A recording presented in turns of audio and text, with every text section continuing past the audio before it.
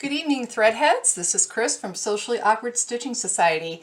I just got home from work about an hour ago, took the dog out for a walk, and thought that I would drop a quick video to show you some new materials that I've been working with. So the patch that I'm going to be doing for you tonight is My Inner Child is a Biter, and the link to our website where you can buy this design is down in the description. I'm going to make this two different ways. I'm going to make one version where I'm going to pre-cut the circle using an extra template that comes with the design files.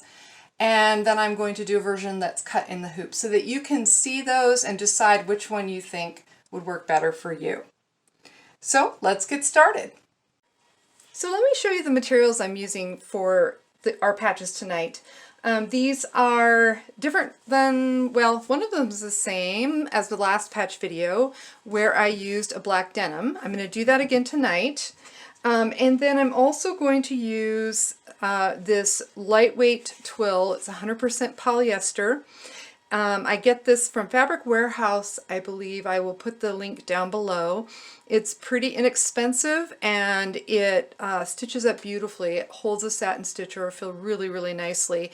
It is very lightweight, so you do have to support it properly. But I think people make a mistake when they assume that the beefier the fabric I get, the better my stitch out will be. There is a relationship between fabric weight and stitch out, but if you have a heavy, coarse fabric with larger threads, it's going to deflect your needle around those larger threads and you're going to get less crispness in your edges. So these are the two fabrics I'm using tonight, but I'm not using them just as they are. I am going to use on them a fusible buckram. This is a Pellon brand, which was easy for me to find at Joann's. Buckram is what patches, before all the heat presses and everything came out, buckram was a common backing for patches. And so if you want that crisp patch feel, buckram will help you get there. So this is fusible because I don't want anything slipping around, so I decided to use a fusible. And I applied it to the back of both of my patch fabrics. So here it is applied to the white fabric, and here it is applied to the denim. And so you can see it's a coarse woven fabric. You want to use a damp press cloth so that you steam it when you press it on, and you want to be careful with this poly because it has a lower melting point, and you want to be sure that you've got a press cloth over there so you don't scorch or melt your poly. Okay, so we're going to do the, let's cut that one the hoop. We're going to do this one pre-cut. So in your design pack there is a file labeled pre-cut. You're going to load that up on your machine. You're going to hoop up some tearaway stabilizer and you're going to stitch out that design once. All it is a stitch circle. It's going to stitch once. You're going to pull it out. You're going to pop in, and I'm kind of fussy. I'm going to trim the corners off of this so that it lays in there nicely and doesn't get all buckled and risk getting it kind of wonkified. All right, there we go. You're going to pop that right in there, and you can put a few pieces of tape in there if you want to. I kind of like to live dangerously, but let's go ahead and do that just so you can see. So I'm going to pop a couple of pieces of tape in there, and now I'm going to go run that design a second time. As far as the color of thread that you want to use something that you can see well because you're going to use that thread line to cut on. All right, I'll be back in 1 second. Okay, I'm back. It was that quick. I used a nice red so that hopefully you can see it. I'm still working getting my lighting resituated here in the studio since I rearranged to get the big machine in here. All right. So now I'm just going to cut on the line, and you want to cut as precisely on this line as you can because it's sized appropriately for the patch design. Okay, I like to cut the bulk away first, clean up my mess.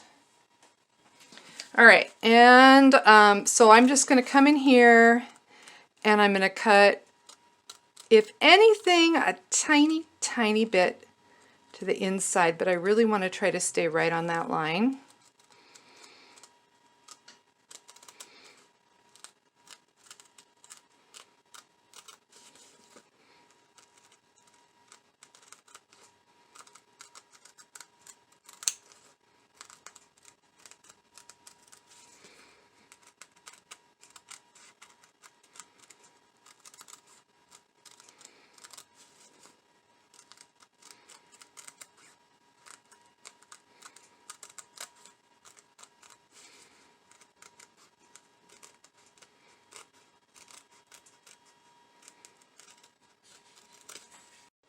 Now I'm also using two different kinds of stabilizer. So this is a water-soluble stabilizer, which is what I normally use, but we're going to try a little adventure tonight and see what happens if I stitch this out on poly mesh. Now you're probably going to be wondering, how am I going to get rid of the poly mesh? It's not going to dissolve away like the water-soluble will. Well, that's a surprise. So I'm going to go stitch, color stop. I'm going to load the actual patch design. I'm going to stitch color stop 1 on both of these. Now I like to, when I'm doing the placement stitches, the tack downs, I like to use whatever thread color I'm going to use on the edging, because then if any little bits of your thread peek through, you won't see them. So I'm going to be using red this time for the edging. Okay, I'm back. I've got our first color stop stitched on our stabilizer, the water soluble and the poly mesh, and now I'm going to lay down my material. Now for the one that I'm going to do in this hoop on the water soluble, we cut that out earlier. So I'm just going to pull that stitch away, or sorry, tear away off the back, and try to get all the thread fuzzies off. And I'm going to lay it right inside this circle. Now what I want to do when I line this up is I want to make sure that I can just see the stitching around that edge. That will make it lie properly under the edging. So I'm going to pull it out toward me away from the camera, because otherwise I can't get over. You want to be looking straight down on this. Okay, that looks pretty good. Now I'm going to put a piece of tape there to hold it. You could use spray adhesive. I don't particularly like to use them. It's just my personal preference because I don't like to breathe them. But also I find they don't hold as well as I like sometimes. So what I'm going to do is stitch the tack down on this, and then I'll stop the machine and pull the tape off before I stitch the edging. Now on this one, we're not pre-cutting, we're going to cut in the hoop, and I'm really hoping I can get in there with my scissors because I decided to use my mighty hoop, which might be a little bit trickier. Now I wanted to mention on using the pre-cut, you really, on any woven fabric, especially these twills, they are super ravelly. Where's my little piece? Look at how these buggers fray. So you really do want something fusible on the back so that you don't get this fraying when you cut it when you're working with it. And I know commercial embroiderers and some home embroiderers even like to buy patch twill, which has stuff already embedded in the back. I just like the freedom of being able to get whatever color I want and control the amount of stiffness I have and everything. So that's why I am choosing these materials. But they're all, if you search for tackle twill or patch twill, you'll find other options out there where the backing has already been applied to the twill. Okay. All right, I am going to go stitch the tack down stitch, which is stitch stop 2, and I shall be right back. Okay, they're both tacked down now, and so I'm going to pull my tape off of the pre-cut. And this tack down stitches twice around, so it perfs the tape pretty well. And I have a couple spots that might need a little more trimming. Let's see here. Notice that even with the fusible on there, that's fraying a little bit as I'm rubbing the edge. That'll be okay because it'll all be covered. Trying to get that little bit of tape out there. Not that it's the end of the world if it gets stuck in the middle. It's a nice dense cover stitch on the edge. Alright, I'm going to need these little fellers. So these little curved scissors can be really good for kind of trimming up the edge. And if you're using a home machine, this is way easier because the hoop will be shallower. I actually think we're kind of okay there. So what you want is you don't want the edge of the fabric sticking too far over that placement stitch line, because the edge is going to fall right outside that placement, like a needle's width outside that placement stitch line. So sometimes I'll come back through here, and if I got fuzzies like this, I'll trim them off so they don't poke out the sides, although there's another way to deal with those that we'll talk about when we get there. Okay, there we go. All right, I still really want that out of there. This is how I get myself in trouble, though. I start fussing with things that really probably don't matter in the big scheme of things, but, you know, then I fuck things up. Come here, you. This one we still need to cut. So I'm going to take, I may regret having used the Mighty Hoop since it's so thick, but I got to tell you, I love how fast they hoop and they don't hurt my hands when I have to try to hoop things in them. Or I should have used a bigger Mighty Hoop, might have even been a better idea. All right, so I'm going to pull my tape off. I'm going to get down in here, and I want to trim it so that I can just barely see that stitch line. And if I trim it a little bit shy of that, or like a little too deep, I don't want to clip too many stitches of my tack down because I want everything to stay put. That's better. Let's see if I can hold that up where you can see it. You can see the edge of the, I'm gonna have to come back where it's a little thicker there. You can see the edge. Now, what I didn't account for, this is Kris's great ideas. What I didn't account for was, you know, my scissors are sticking to the magnet. All right. It's a little closer than I would like. All right.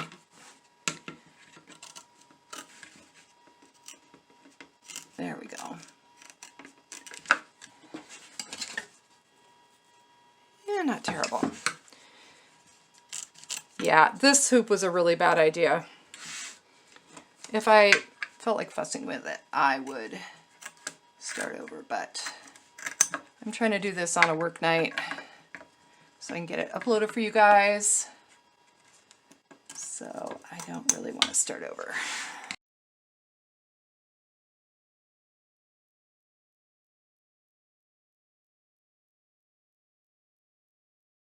This is a pretty shitty cutting job, but I think I can rescue it here. After I get the bulk of it off, I'm going to come back with my, oh, you bugger. That's okay. It's still close enough to the line that it's going to catch that edge. Oh, much better. I'm coming in here with my little curved ones.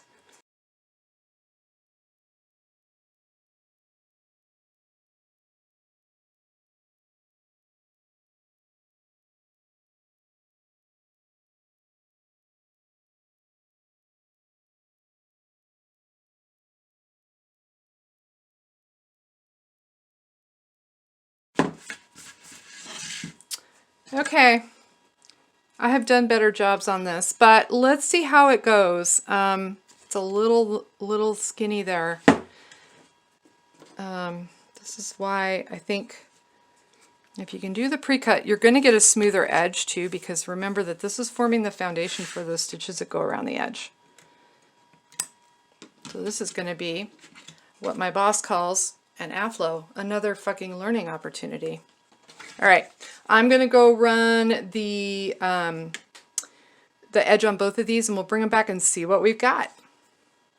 Okay, I stopped this right after it did. It'll zigzag a couple times around before it starts the actual edge. And I brought this over here so I could show you what I'm looking for to make sure that this is going to cover properly. So what I'm looking for is I don't want to see any black outside of that circle. If I've got little pokies like this, those are going to stick out my, those are going to stick out of my edge. Okay, and I can see places here where it's pulling. I think that's going to be okay because the edge comes in to the center, falls right out here, and then comes quite a way into the center. So let's see if we catch that or not. And then this one is ready to go as well. So I'm going to run the edges on these, and then I'll come back and show you. So it's looking pretty good so far. However, I forgot to change the bobbin thread. So it really looks pretty good from the front. It's pulled to the back enough, it's not a huge problem, but I am going to go ahead and put in a red bobbin like I should have. This is one of those things that I seem to forget, you know, every 5th or 6th time. So I'm going to go put in a proper bobbin and finish stitching. All right, my lovelies, I've got these edges stitched, and I just popped them out of the machine to show them to you. This one did fine. In spite of, I was a little worried that maybe I cut too far in. It's looking good, and so is this one. I'm going to now put my regular machine embroidery bobbin thread back in and stitch out the rest of the designs on these two, and then I'll show you how to unhoop and finish them up. Alrighty, we are done. Here's the one with the water-soluble stabilizer. I just cut it off as close as I could without nicking any of the threads. And so I'll get that wet, use a toothbrush to kind of scrub that off, then let it dry. And I'll probably need to press it face down on a towel and maybe set it under a book to flatten it out once it's been wet and dried. But that's that one. Now for the poly mesh. Ow! Okay, so I'm going to cut the poly mesh similarly. So I'm going to rough cut first just to get rid of the bulk. There we go. Okay. That was really a rough cut. All right, so I'm going to come in here and cut as close as I can to the edge without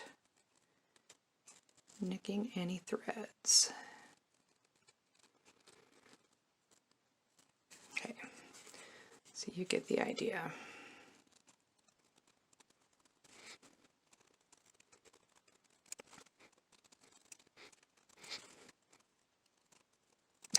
Okay, Jake's decided to join me. Hi, Jakey. All right, now if I want to get rid of the rest of this, this is what I'm going to do. Now, you got to keep it moving. If you let it sit there, it'll turn brown and it'll actually scorch. But if you just come along here, it just sucks right up against the edge there. Remember, this is going to go on something, so it's going to be stitched down or ironed on, however you're going to do that. I prefer to stitch them just because really the iron-ons that we can manage with our, come on, Kris. The iron-ons that we can manage with our home irons really just don't stick that well. So this is also another way to get rid of little thread ends and pokies that are coming out of there if they're polyester. So it went on a tie-off fest here, but I can just burn those back. So I actually think this is becoming my favorite method because you don't have to get the patch wet. The stabilizer, this poly mesh, stays in it and helps give it a little added rigidity. And I think it just cleans up really, really nicely. If you really wanted to get carried away, you could get a color that blends a little better than I have here. You could have, using a darker black poly mesh would have been good with this. But this is what I had. Yeah, I think I'm liking this better than the water soluble. It's certainly less messy after the fact.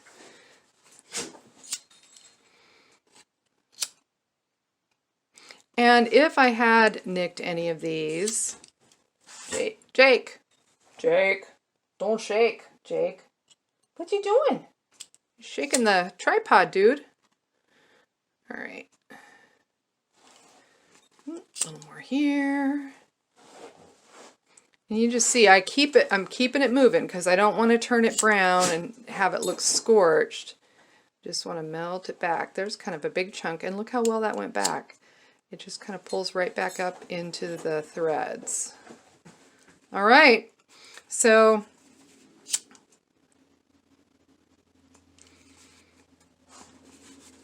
you make a patch and you get to play with fire. Pretty cool. Alrighty, so there you have it. I hope you found that helpful. I will put links to the materials that I used in this episode down in the description. I'll also put a link to our Facebook group where you will hear first about freebies, new designs, and discounts. If you like this video, please give it a thumbs up and hit the subscribe button. And if you ever have any questions, hit me up in the comments, because helping embroiderers be successful is what I'm here for. I'll see you next time. Now go make some patches.